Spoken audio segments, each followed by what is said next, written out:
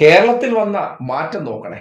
ജാതി പറഞ്ഞുകൊണ്ട് സത്യപ്രതിജ്ഞ ചെയ്ത മുഖ്യമന്ത്രി, അതായത് വടശ്ശേരി ദാമോദര മേനോൻ മകൻ സതീശൻ എന്ന് പറഞ്ഞ് സത്യപ്രതിജ്ഞ അധികാരമേറ്റ കേരളത്തിൽ ഇങ്ങ് നെയ്യാറ്റിൻകരയിൽ കുറഞ്ഞ ജാതി ആയതിന്റെ പേരിൽ, അല്ലെങ്കിൽ SC ST ആയതിന്റെ പേരിൽ ജോലിയിൽ നിന്ന് പിരിച്ചുവിട്ടിരിക്കുകയാണ്. അതും ആ വിദ്യാലയത്തിന്റെ പേരാണ് കോമഡി, സരസ്വതി വിദ്യാലയം.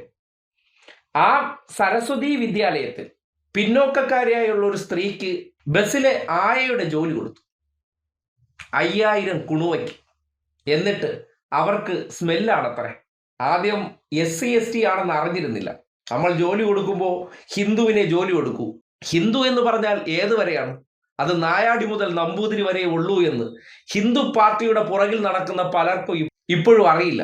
നമ്മുടെ നാട്ടിൽ ജാതിയില്ല, ജാതി പറയുന്നത് കമ്മ്യൂണിസ്റ്റുകാരാണ്, ജാതിയൊക്കെ പോയി കഴിഞ്ഞു, ഇപ്പൊ ഹിന്ദുക്കൾ മാത്രമേ ഉള്ളൂ എന്ന് പറയുന്നിടത്ത് എങ്ങനെയാണ് ജാതി വിവേചനം ഇപ്പോഴും നടത്തുന്നതെന്ന് ഒരു മുഖ്യമന്ത്രിയുടെ സത്യപ്രതിജ്ഞയിൽ തുടങ്ങി ഏറ്റവും ഒടുവിൽ നെയ്യാറ്റിൻകരയിലെ ഈ സംഭവം കൂടി ചേർത്ത് വയ്ക്കുമ്പോൾ ജാതി ഉണ്ടോ ഇല്ലയോ എന്ന് നിങ്ങൾ ആലോചിച്ചു നോക്കണേ. ഒരു ജോലിയിൽ നിന്ന് ഒഴിവാക്കാൻ ഒരു പച്ചയായ മനുഷ്യനോട് പറയുകയാണ്, നീ സ്മെല്ലാണ്. ആ പറയാൻ നാവ് പൊന്തിയവന്റെ മനസ്സൊന്ന് ആലോചിച്ച് നോക്കിയേ. അവന് ഹിന്ദുവാണ്, പക്ഷെ അവൻ മനുഷ്യനല്ല. അവൻ ഉന്നത കുലജാതനാണ്, അവൻ ജാതി വാലുള്ളവനാണ്, അവനും അധ്യാപകനാണ്, അവനും പിള്ളേരെ പഠിപ്പിക്കുന്ന വാദ്യാരാണ്. ഒന്ന് ആലോചിച്ച് നോക്കണേ, ഇവർ പഠിപ്പിക്കുന്ന കുട്ടികൾ ഏത് മനോഭാവത്തിൽ വളരുമെന്ന്. എന്തായാലും ആ പാവപ്പെട്ട സ്ത്രീ പറഞ്ഞത് കേരളം കേൾക്കണം. എന്നിട്ട് ഹിന്ദു പാർട്ടിക്കാരെന്ന് പറഞ്ഞു വരുന്നവരടുത്ത് ഹിന്ദു മാത്രമേ ഉള്ളൂ എന്ന് പറയുമ്പോൾ ഇതൊക്കെ ഉള്ളിലൊന്ന് ഓർമ്മ വേണം. എൻ്റെ പേര് ജയശ്രീയാണ്. ഞാൻ ഊത്തുമലം പാർട്ടി താമസിക്കുകയാണ്. എനിക്ക് ഒരു ജോലിക്ക് അത്യാവശ്യം ഉണ്ടായിരുന്നു. എന്നെ അറിയാനുള്ള ചേച്ചിയോട് ഞാൻ ജോലി വേണമെന്ന് പറഞ്ഞു. അപ്പോൾ ആ ചേച്ചി എന്നെ വിളിച്ച് പറഞ്ഞു, ജയശ്രീ ഇവിടെ സച്ചിൻ സ്കൂളിൽ വണ്ടിയിൽ പോകാൻ കിളിയാറ്റ് വരുമെന്ന് ചോദിച്ചു. അപ്പോൾ ഞാൻ പറഞ്ഞു, ചേച്ചി വരാമെന്ന് പറഞ്ഞു. ഞാൻ പറഞ്ഞു, ജയശ്രീ വണ്ടിയിലും പോകുന്നതിനും അവിടെ നിൽക്കുന്നതിനും കൂടെ 8 രൂപ ഉണ്ട് എന്ന് പറഞ്ഞു. അപ്പോൾ ഞാൻ പറഞ്ഞു, ചേച്ചി അവിടെ നിൽക്കാൻ പറ്റത്തില്ല, ഞാൻ വണ്ടിയിൽ വന്നിട്ട് ഞാൻ തിരിഞ്ഞ് പോരും, പിന്നെ ഉച്ചയ്ക്ക് വരാം, എനിക്ക് പൈസ തന്നാൽ മതി. പറഞ്ഞു 5000 രൂപ ഉണ്ടെന്ന് പറഞ്ഞു. ഞാൻ പറഞ്ഞു, കുഴപ്പമില്ല ചേച്ചി വരാമെന്ന് പറഞ്ഞു.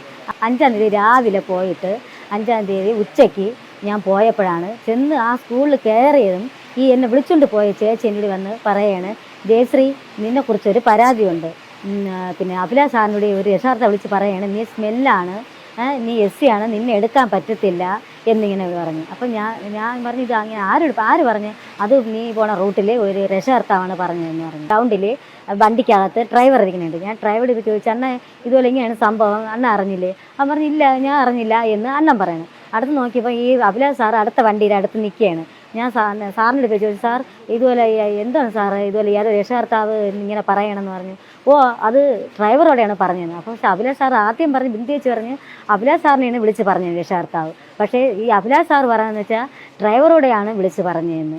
നിങ്ങൾ പോണ റൂട്ടിൽ ഇതുപോലെ എന്നെ എടുക്കാൻ പറ്റില്ല, എന്നെ അവർക്ക് പറ്റുന്നില്ല, രക്ഷകർത്താവിന് എന്നെ പറ്റുന്നില്ല, ഞാൻ സ്മെല്ലാണ്, അവർ SC അല്ലേ, അവർക്ക് എങ്ങനെ എൻ്റെ ജാതി അറിയാൻ പറ്റി, അവർ SC അല്ലേ, അവരെ എടുക്കണ്ട എന്നിങ്ങനെ പറഞ്ഞു. ആ വാചകം കേട്ടപ്പോൾ ചിലപ്പോൾ വളരെ സാധാരണക്കിടയിൽ നിന്ന് വളർന്നവരായതുകൊണ്ട് വിഷമമുണ്ടായി കാണും. പക്ഷേ വലിയ ആത്മാഭിമാനം തോന്നുന്ന ഒരു വ്യക്തിയായിരുന്നെങ്കിൽ ഒരു പക്ഷേ ആ സ്ത്രീയുടെ സംസാരത്തിൽ പോലും കേൾക്കാം. മനുഷ്യൻ നിന്നിടത്ത് നിന്ന് ഉരുകിപ്പോകുന്ന വാചകങ്ങളാണ്. കാര്യം നമ്മളെ ഒരിടത്ത് നിന്ന് ഒഴിവാക്കാൻ പറയുന്ന കാരണം അതിന് സ്മെല്ലാണെന്നും അതിന് കാരണം ജാതിയാണെന്നും കൂടി പറയുമ്പോൾ അവരുടെ ഒരു മാനസികാവസ്ഥ ആലോചിച്ച് നോക്കണേ.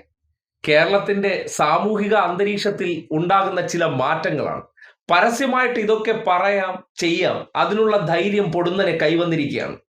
കുറച്ചു കാലം മുന്നേ ഇങ്ങനെയൊക്കെ പറഞ്ഞാൽ പ്രശ്നമാകുമെന്ന് ഭയപ്പാടുണ്ടായിരുന്നിടത്ത് നിന്ന് അതെല്ലാം പതിയെ മാറുകയാണ്. കാര്യം അവിടെയാണ് വടശ്ശേരി ദാമോദര മേനോൻ മകൻ സതീശൻ എന്ന ആത്മവിശ്വാസത്തോടെ പറയുകയും ചിലയിടങ്ങളിൽ നിന്ന് ആ ജാതിവാലില്ലാത്തതിന്റെ പേരിൽ ഇങ്ങനെയൊക്കെ അപമാനിച്ചിറക്കി വിടുന്നത്. പഞ്ചമിയുടെ നാട്ടിൽ, കേരളത്തിന്റെ ജാതി വിവേചന ചരിത്രത്തിന്റെ തന്നെ അടയാളപ്പെടുത്തലായ പഞ്ചമിയുടെ നാട്ടിലാണ് ഇന്നും ഈ വിവേചനം അരങ്ങേറിയിരിക്കുന്നത്. ജാതിയില്ല എന്ന് നാവ് കൊണ്ട് പറയുകയും അത് ഉള്ളറകളിലൂടെ കടത്തിവിടുകയും നോട്ടത്തിലും സംസാരത്തിലും എന്തിനേറെ പറയുന്നു ആകാരം വരെ നോക്കി ജാതി വിലയിരുത്തി ജോലി പോലും കൊടുക്കുന്ന സാഹചര്യമുണ്ട് എന്നതിന്റെ തെളിവാണ്. ഒരു വിദ്യാലയത്തിൽ ഇത് സംഭവിക്കുമ്പോൾ ആ വിദ്യാലയത്തിൽ പഠിപ്പിക്കാൻ അയക്കുന്ന മാതാപിതാക്കളൊന്ന് ചിന്തിക്കുക. സരസ്വതി എന്ന പേരേ ഉള്ളൂ. മനസ്സിൽ സരസ്വതി ഇല്ലാത്തവർ എന്താണ് പ്രവർത്തിക്കുന്നതെന്നും ആ മനസ്സുള്ളവർ നിങ്ങളുടെ മക്കളെ പഠിപ്പിച്ചാൽ അവർ ഏത് അവസ്ഥയിൽ ചെന്നെത്തുമെന്ന് ഒന്ന് ചിന്തിക്കുന്നത് നല്ലതായിരിക്കും.